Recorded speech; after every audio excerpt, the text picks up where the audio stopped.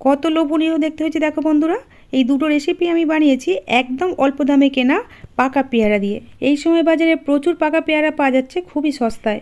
যে রেসিপিগুলো দোকান থেকে চড়া দামে কিনতে হয় সেই রেসিপিগুলোই একদম নামমাত্র খরচে আর বিনা ঝামেলায় আর খুব কম সময়ে খুব তাড়াতাড়ি তৈরি করে নেওয়া যায়। পাকা পেয়ারার সাথে মাত্র একটা উপকরণ মিশিয়ে যে এত সুস্বাদু আর লোভনীয় রেসিপি হতে পারে নিজেরা না বানিয়ে খেলে বিশ্বাসই করবে না।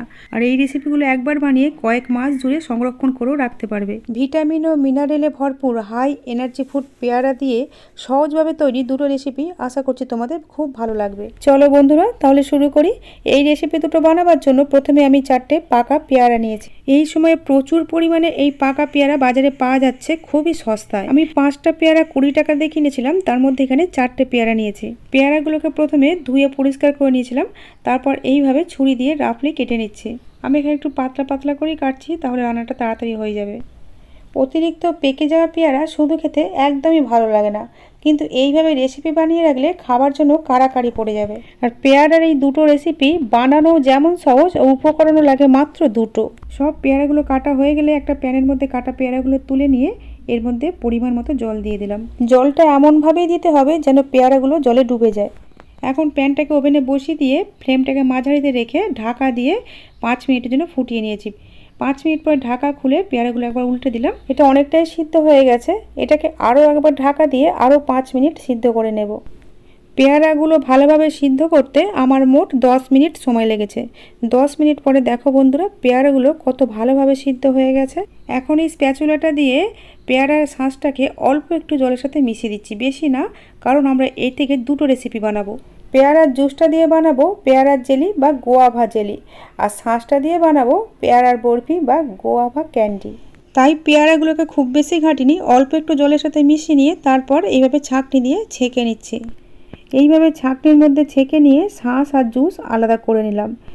এখন একটা চামচের পিছন দিক দিয়ে এইভাবে হালকা হালকা প্রেসার দিয়ে শাঁস থেকে পুরো জুসটাই বের করে নিতে হবে। এই যে পুরো জুসটাই আমি বের করে নিয়েছি। আর এই জুসটাকে একটা বাটি দিয়ে মেপে 1 বাটি হয়েছে। এই জুসটাকে একটা প্যানের মধ্যে ঢেলে দিলাম আর প্যানটাকে একটা ওভেনে বসিয়ে দিয়েছি, কিন্তু ওভেনটা এখনও অন করিনি। এর মধ্যে দিয়ে দিলাম যতটা জুস ঠিক তার অর্ধেকটা চিনি। যে বাটির মাপে 1 বাটি জুস হয়েছিল ওই বাটির মাপই হাফ বাটি চিনি দিয়েছি। এখন ফ্লেমটাকে অন করে দিয়ে চিনিটাকে জুসের সাথে স্প্যাচুলা দিয়ে একটু মিশিয়ে নিলাম। ফ্লেমটাকে এখন মিডিয়াম টু হাইতে রাখতে হবে। রসটা এইভাবে ফুটতে ফুটতে রসের 4 সাইড দিয়ে এইভাবে ফেনা সৃষ্টি হবে।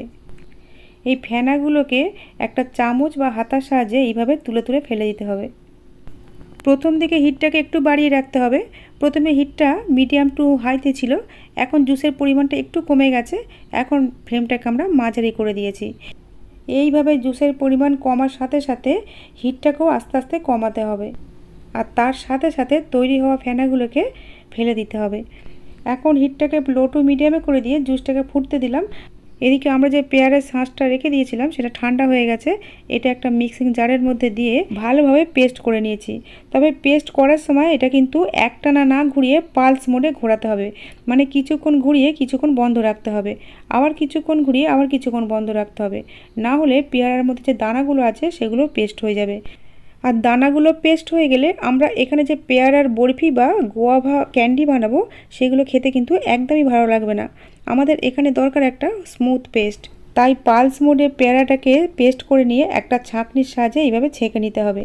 এই যে পুরো শাঁসটাই আমাদের ছেঁকে নেওয়া হয়ে গেছে, আর খোসা আর দানাগুলো ছাঁকনির উপরে রয়ে গেছে।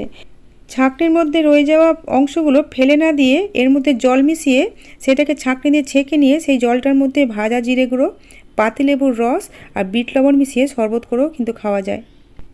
এদিকে আমরা যে পেয়ারার জুসটা ফুটতে দিয়েছিলাম এটা ফুটতে ফুটতে অনেকটাই ঘন হয়ে গেছে। এখন এর মধ্যে দিয়ে দিলাম 2 ফোঁটা রেড ফুড কালার। যেহেতু আমরা এই জুসটা দিয়ে জেলি বানাবো তাই জেলির কালারটা আকর্ষণীয় করার জন্য এই কালারটা ব্যবহার করেছি। তবে তোমরা যদি এই ফুড কালারটা ব্যবহার করতে না চাও তাহলে এর বদলে বিটের ব্যবহার করতে পারো। বিটের ব্যবহার করতে চাইলে বিটটাকে খোসা ছাড়িয়ে ছোট ছোট টুকরো করে কেটে নিয়ে পেয়ারার সাথে সিদ্ধ করে নিয়ে আবার পেয়ারার সাথে পেস্ট করে নিতে হবে। তাতেও কিন্তু এই রকমই সুন্দর একটা কালার চলে আসবে।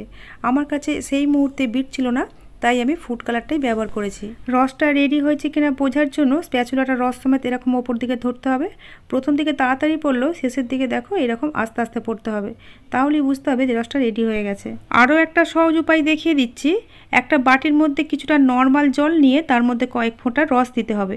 যদি দেখো রসটা জলের মধ্যে দেওয়ার পর রসটা জলের মধ্যে মিশে যাচ্ছে না, জলের নিচে একই জায়গায় সেটেল হয়ে আছে, তাহলে জানবে রসটা রেডি হয়ে গেছে। রসটা যাতে বেশি না ঘন হয়ে যায় তাই এটা চেক করার সময় আমরা ফ্লেমটাকে অফ রেখেছিলাম, এখন অন করে দিলাম। এখন এর মধ্যে দিয়ে দেবো একটা বড় পাতিলেবুর জুস। জুসটাকে চামচে মাপলে 1.5 টেবিল চামচ হবে।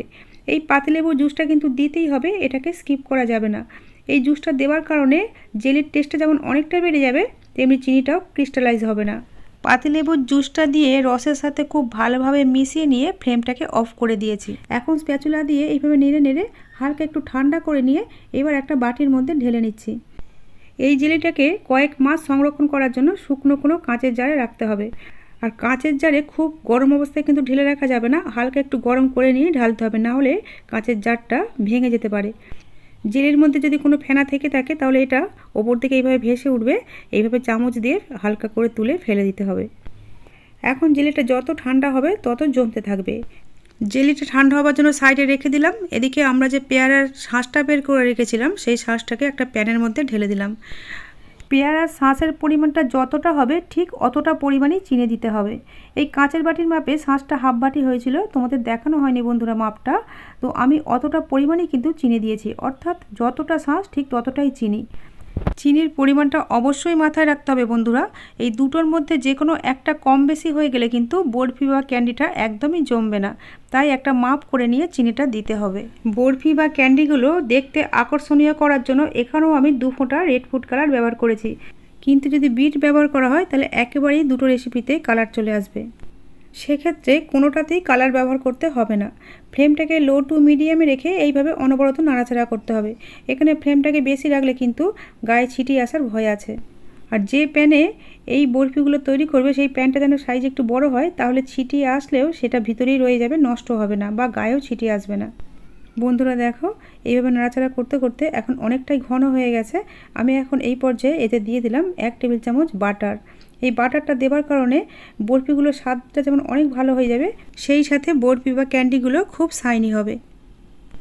বাটারটাকে খুব ভালোভাবে মিশিয়ে নিয়েছি মিশ্রণটার সাথে। মিশ্রণটা এখন অনেকটাই ঘন। এখন এর মধ্যে একটা পাতিলেবুর জুস দিয়ে দেবো, তার জন্য ফ্লেমটাকে একদম লো করে রেখেছি আর পাতিলেবুর জুসটাকে এর মধ্যে দিয়ে দিচ্ছি। পাতিলেবুর জুসটাকে এই মিশ্রণের সাথে খুব ভালোভাবে মিশিয়ে নিতে হবে। ফ্লেমটা কিন্তু এখন লোতেই আছে। বন্ধুরা দেখো কত সুন্দর একটা কালার চলে এসেছে আর মিশ্রণটা অনেক বেশি ঘন হয়ে গেছে। এই পর্যায়ে চেক করে দেখে নিতে হবে বরফিগুলো জমার অবস্থায় এসেছে কিনা। তার জন্য একটা বাটির মধ্যে কিছুটা নর্মাল জল নিয়ে তার মধ্যে অল্প একটু মিশ্রণ দিয়ে দিলাম। জলের মধ্যে মিশ্রণ খুব তাড়াতাড়ি ঠান্ডা হয়ে যায়। এখন জল থেকে তুলে হাত দিয়ে এইভাবে বল পাকিয়ে দেখতে হবে। এই যে হাতের মধ্যে বল পাকানো যাচ্ছে, অথচ হাতের মধ্যে লেগেও যাচ্ছে না, তার মানে আমাদের মিশ্রণটা বরফি বানানোর জন্য রেডি হয়ে গেছে। এখন ফ্লেমটাকে অফ করে দিয়ে যে প্লেটের মধ্যে আমরা বরফিটা জমাবো সেই প্লেটের মধ্যে অল্প একটু তেল মাখিয়ে নিয়েছি। খুব ভালোভাবে তেলটা মাখিয়ে নিয়ে গরম এই মিশ্রণটাকে তেল মাখানো থালায় ঢেলে দিতে হবে।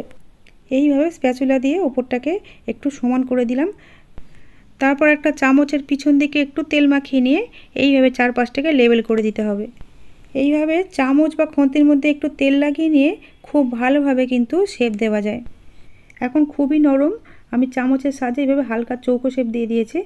আর এটাকে বাইরে আমি এইভাবে 3 ঘন্টা রেখে দিয়েছিলাম। 3 ঘন্টা পর এটা সেট হয়ে গেছে। আর তাড়া থাকলে নর্মাল ফ্রিজে 1 ঘন্টা রেখে সেট করে নিতে হবে। বন্ধুরা দেখো কত সুন্দর সেট হয়েছে, ছুরির গায়ে কিন্তু একটুও লেগে যাচ্ছে না।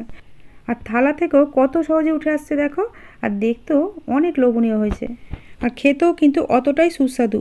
আর এই বরফি বা ক্যান্ডিগুলো কতটা যে সফট হয়েছে কাটা দেখেই বুঝতে পারলে বন্ধুরা। তাহলে দেখলে তো বন্ধুরা কত সহজে মাত্র 2টো উপকরণ দিয়ে দুটো দামি রেসিপি তৈরি হয়ে গেল। বাড়িতে বানালে কমেন্টে জানাতে ভুলো না রেসিপি দুটো তোমাদের কেমন লেগেছিল। এদিকে দেখো জেলিটা 1 ঘন্টা হয়ে গেছে, ঠান্ডা হয়ে এটা পুরোপুরি জমে গেছে। এমনই জমে গেছে যেটা উল্টালেও কিন্তু পড়ছে না। এই জেলিটা খেতেও কিন্তু খুব মজার হয়। কোনো রকম কর্নফ্লাওয়ার, আগার আগার পাউডার বা অন্য কোনো কেমিক্যাল ছাড়াই কত সুন্দর জমে গেছে দেখো। এই জেলিটা শুধু শুধু খেতে খুব মজা লাগে, কিন্তু রুটি পরোটা বা পাউরুটির সাথে খেতে গেলে একটু নরম জেলির প্রয়োজন। তাই আমি অর্ধেক জেলিকে কেটে নিয়ে তার সাথে জল মিশিয়ে ফুটিয়ে নিয়েছিলাম। জলের সাথে ফুটতে ফুটতে জেলিটা গলে এরকম পাতলা হয়ে গেছে। এর সাথে লেবুর রস মিশিয়ে একইভাবে চেক করে নিয়েছিলাম। এই জেলিটাকে বাটির মধ্যে ঢেলে নিচ্ছি। দেখি বুঝতে পারছো বন্ধুরা, আগের বারের থেকে এই রসটা কিন্তু অনেকটা পাতলা, কিন্তু এটা ঠান্ডা হয়ে যাওয়ার পর জেলির মতোই ঘন হয়ে যাবে। এই যে ঠান্ডা হয়ে গিয়ে পুরো জেলির মতোই ঘন হয়ে গেছে, আর দেখতে কত সুন্দর হয়েছে, পুরো কাচের মতো স্বচ্ছ এপার থেকে ওপারে দেখা যাচ্ছে। শক্ত জেলি এবং নরম জেলি দুরকমভাবেই দেখিয়ে দিলাম, তোমরা তোমাদের খুশি মতো বানিয়ে নিতে পারো। রেসিপি ভালো লাগলে লাইক আর সাবস্ক্রাইব করে আমার পাশে থেকো বন্ধুরা। আজ তাহলে এই পর্যন্তই। তোমরা ভালো থেকো, সুস্থ থেকো, সাবধানে থেকো। শেষ পর্যন্ত ভিডিওটা দেখার জন্য তোমাদের সবাইকে জানাই অসংখ্য ধন্যবাদ।